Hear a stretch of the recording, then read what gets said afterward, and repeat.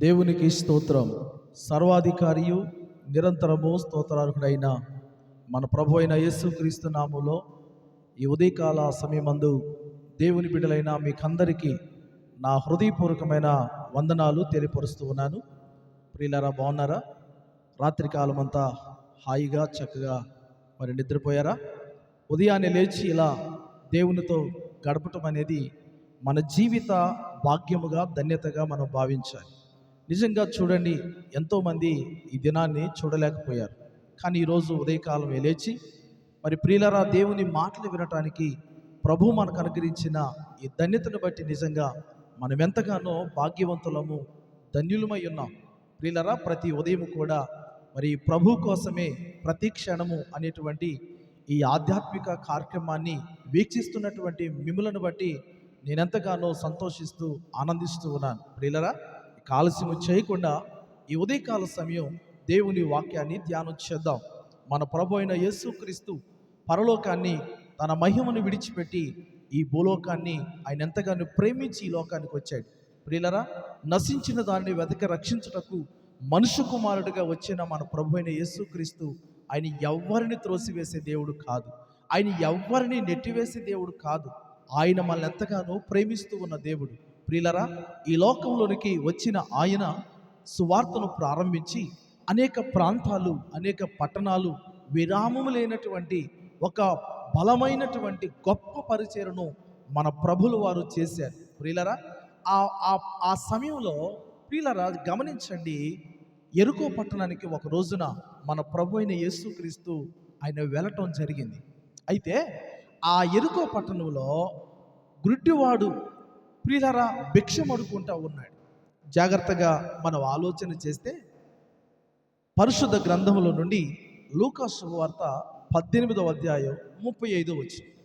ప్రభు అయిన యేసుక్రీస్తు ఈ యెరికో పట్టణానికి ఆయన వెళ్ళినప్పుడు ఆ ప్రాంతంలో ఉన్న ప్రజలు అనేక మంది ఆయనతో పాటు వెళతా ఉన్నారు.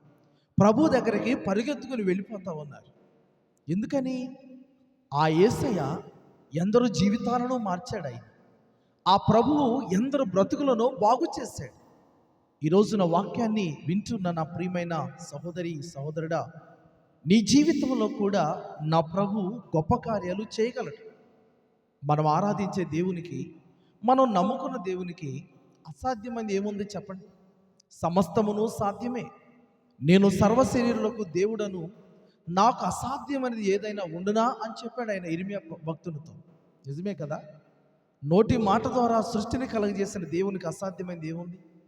అందుకని ఆనాడు రోగాలతో, రుగ్మతలతో, అనేక సమస్యలతో, బాధలతో ఉన్నటువంటి ప్రజలు యేసు ప్రభు వచ్చారు అనగానే తండోపతండాలుగా పరిగెత్తుకుని వెళ్ళిపోతూ ఉన్నారు. అలా వెళ్ళేటువంటి సమయంలో ఈ గురుడివాడు ప్రియులారా వెళ్ళలేనటువంటి పరిస్థితి, దారి తెలియని పరిస్థితి. వీళ్ళందరూ పరిగెత్తుకొని వెళతా ఉంటే అతడు ఆ చప్పుడు విని ఏమంటున్నాడు తెలుసా? ఏం జరుగుతుందయ్యా ఇక్కడ, ఏమైంది అని అడిగినప్పుడు ఇక్కడ చూడండి, 35వ వచనాన్ని 36వ వచనాన్ని మనం చదువుకుంటే, ఆయన యెరికో పట్టణమునకు సమీపించినప్పుడు ఒక గుడ్డివాడు త్రోవ పక్కన కూర్చుండి భిక్షం అడుక్కొనుచుండెను. జనసమూహము దాటిపోచున్నట్టు వాడు చప్పుడు విని ఇది ఏమని అడగగా, అప్పుడు వారు చెప్పారు, నజరేయుడైన యేసు ఈ మార్గమున వెలుచున్నాడని ఆయనతో చెప్పారు. ప్రియులారా, జాగ్రత్తగా గమనించండి. యేసుక్రీస్తు ఈ మార్గాన్ని వెళుతున్నాడని ఎప్పుడైతే ఆ ప్రజలు అతనితో చెప్పారో, అతని జీవితంలో ఈ అవకాశాన్ని ఇక నేను పోగొట్టుకుంటే మరలా ఇక నాకు రాదు, ఇది నా బ్రతుకు మారేటువంటి సమయం, ఇది నా స్థితి మారేటువంటి సమయం అని ఆ గుడ్డివాడు తలంచి గట్టిగా కేకలు వేయటం ప్రారంభించాడు. దావీదు కుమారుడా, నన్ను కరుణించయ్యా, దావీదు కుమారుడా, నన్ను కరుణించయ్యా అని గట్టిగా కేకలు వేయటం ప్రారంభించాడు. ప్రియులారా, వాడు ఎప్పుడైతే అలా కేకలు వేస్తూ ఉన్నాడో అక్కడున్నటువంటి ప్రజలు ఏమన్నారు తెలుసా? ఏయ్ గుడ్డివాడా, నోరు మూసుకొని మౌనంగా ఉండు, ఊరకనే ఉండు, ఎందుకు అరుస్తున్నావు అంటున్నారు. ఈ రోజున ప్రియులారా, ఎవరి స్వార్థం వాళ్ళదే. చాలామంది వాళ్ళ స్వార్థం వాళ్ళే చూస్తారు, వాళ్ళ కుటుంబస్తులు వాళ్ళే చూసుకుంటారు. తోటి వాడిని, ఎదుటి వాడిని పట్టించుకునేటువంటి పరిస్థితులు నేటి దినాల్లో కనబడట్లేదు. ఈ గుడ్డివాడుకున్న బాధ ఏంటంటే, ఈ సమయం పోతే మరలా నాకు రాదేమో, నా బ్రతుకులకి నేను స్వస్థత పొందలేనేమో, యేసుక్రీస్తు నన్ను బాగు చేయగలడు, యేసుక్రీస్తు నన్ను స్వస్థపరిచే దేవుడు, నా బ్రతుకును మార్చగలిగిన వాడని ప్రియులారా తమ హృదయములో ఒక బలమైనటువంటి నమ్మకం అతన్ని ముందుకు నెడతా ఉంది. జాగ్రత్త గమనించండి.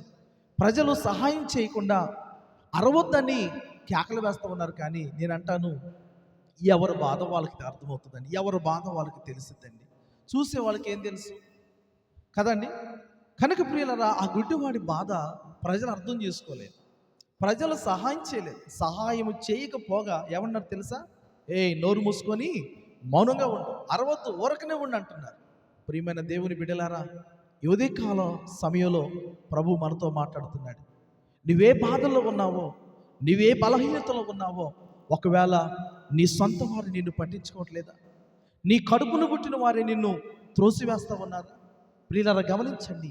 ఎవరు నిన్ను విడిచిపెట్టినా, ఎవరు నిన్ను మరచిపోయినా, నిన్ను నన్ను మరువని దేవుడు మన ప్రభు అయిన యేసుక్రీస్తు. దేవునికి స్తోత్రం. ఆయన మనలను విడిచిపెట్టే దేవుడు కాదు, ఆయన మనలను మరచిపోయే దేవుడు కాదు. కనుక మనుషులు విడిచిపెట్టిన, మనుషులు మరచిపోయిన ఆ గుడ్డివాడు ఆలోచన ఏంటో తెలుసా? నా దేవుడు నన్ను విడిచిపెట్టేవాడు కాదు, నా దేవుడు నాకు సహాయం చేస్తాడు, నా బ్రతుకును బాగు చేస్తాడని గట్టిగా కేకలు వేస్తూ ఉంటే మనుషులు ఎవరు పట్టించుకోలేదు. కానీ అల్లంత దూరాన ఉన్న నా ప్రభు విన్నాడు. నా ప్రభు వాని స్వరాన్ని గుర్తించాడు. వెళ్ళవలసిన ఆయన, వెళుతూ ఉన్న ఆయన, ఆ స్వరము, గుడ్డి వాని స్వరం ఎప్పుడైతే తన చెవిలో పడిందో వెంటనే ఆగిపోయాడు. ఆగిపోయి అంటున్నాడు, ఇదిగో ఆ మనుషుని నా ఎద్దుకు తీసుకురండి.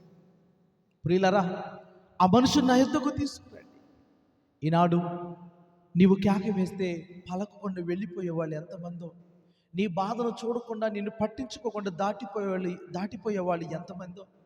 ఈరోజు నేను అంటాను, నీ స్థితిని చూసి నా దేవుడు దాటిపోయేవాడు కాదు, నిన్ను విడిచిపెట్టేవాడు కాదు, ప్రజలు మర్చిపోయేవాడు కాదు. యేసు ప్రభు నిలిచాడు. ప్రియులరా, అతను రమ్మని పిలిచినప్పుడు తీసుకుని వచ్చాడు. యేసు ప్రభు అడుగుతున్నాడు, బాబు నీవు స్వస్థపడగోరుచున్నావా అని అడిగినప్పుడు అతను అంటున్నాడు, ప్రభువా నేను స్వస్థత పొందాలని ఆశిస్తున్నానయ్యా, నాకు స్వస్థత కావాలి ప్రభు అని యేసు ప్రభుని బ్రతిమలాడుకుంటా ఉన్నాడు. అప్పుడు నా ప్రభు ఏమన్నాడు తెలుసా? 42వ వచనాన్ని చూడండి. యేసు, చూపు పొందుము, నీ విశ్వాసం నిన్ను స్వస్థపరచనని వానితో చెప్పెను. వెంటనే వాడు చూపు పొంది దేవుని మహిమపరచుచు ఆయనను వెంబడించెను.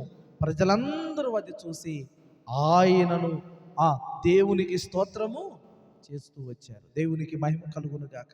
ఈరోజు ప్రియులారా, వాక్యాన్ని విన్న మీ జీవితంలో నా ప్రభు మిమ్మల్ని దాటిపోయేవాడు కాదు. ఈ గుడ్డివాడు పిలిచాడు, యేసు అక్కడ నిలిచాడు, తమ జీవితం ఆశీర్వాదకరంగా మార్చబడింది. ఈ రోజున వాళ్ళ వీళ్ళని పిలిచి నీవు నిరాశకు గురయ్యే కంటే నీ స్వరాన్ని విని, నీ మాట విని ఆగిపోయి నీ యొద్దకు వచ్చి నిన్ను బాగు చేసే, నిన్ను మార్చేటువంటి, నీ బ్రతుకును కట్టేటువంటి, నీ స్థితిని మార్చేటువంటి నా ప్రభు ఈరోజు నీకు సమీపంగా ఉన్నాడు. ఒక్కసారి ఆ యేసయ్యతో నువ్వు మాట్లాడగలవా? యేసయ్య సన్నిధిలో ప్రార్థన చేయగలవా? ఆయన నీకు సహాయం చేస్తాడు, నిన్ను విడిపిస్తాడు, నీ బ్రతుకు ఆశీర్వదిస్తాడు. అట్టి కృప దేవుడు మీకందరికీ మనందరికీ దయచేయనుగాక. ఆమేన్. ప్రార్థన చేసుకుందాం. పరమ తండ్రి, పరిశుద్ధుడ, వందనాలు దేవా. ఈ యొక్క ఉదయకాల సమయంలో మీరు మాకు అందించిన ఈ శుభ సందేశమును బట్టి వందనాలయ్యా. ఎరుకో పట్టణంలో ఉన్నటువంటి ఆ గుడ్డివాడైన భిక్షకుడు ప్రభువా, ఎంతమందిని ప్రాధేయపడినా ఎవరూ పట్టించుకోలేదు. కానీ ప్రభా, సృష్టికర్తవైన దేవుడు అయిన నీవు మమ్మల్ని మర్చిపోలేదు, అతన్ని మర్చిపోలేదు తండ్రి. అతనికి దగ్గర తీసి అతని జీవితాన్ని ఆశీర్వాదకరంగా మార్చావయ్యా. మా జీవితంలో కూడా ప్రభువా, మమ్మల్ని మర్చిపోయిన ప్రజలు ఎందరో ఉన్నారు తండ్రి. నీవు మర్చిపోయే దేవుడు కాదని ఈరోజు మమ్మల్ని బలపరిచారు. విన్న వర్తమానమును బట్టి తండ్రి, మా జీవితాలు, మా బ్రతుకులు కూడా నాయన మీరు బాగు చేసి నీ మహిమ కొరకు జీవించే కృప అంటే ధన్యత నాకు మాకు దయచేయండి. ఈ దినమును ప్రభువా, మేము వెళుతున్న మార్గములలో, మేము చేస్తున్న పనులలో, మా ప్రయాణాల్లో తండ్రి ప్రతి విషయంలో కూడా మీరే తోడయుండి మా జీవితాలు తండ్రి దీవెనకరంగా మార్చమని, సమస్తమైన మహిమను ఘనతను ప్రభావాలు మీరే పొందుకుంటారని యేసుక్రీస్తు నామములో ప్రార్థిస్తూ అడుగుచున్నాం తండ్రి. ఆమేన్. ఆమేన్. May God bless you. దేవుడు మిమ్మల్ని అందరిని దీవించి ఆశీర్వదించును గాక.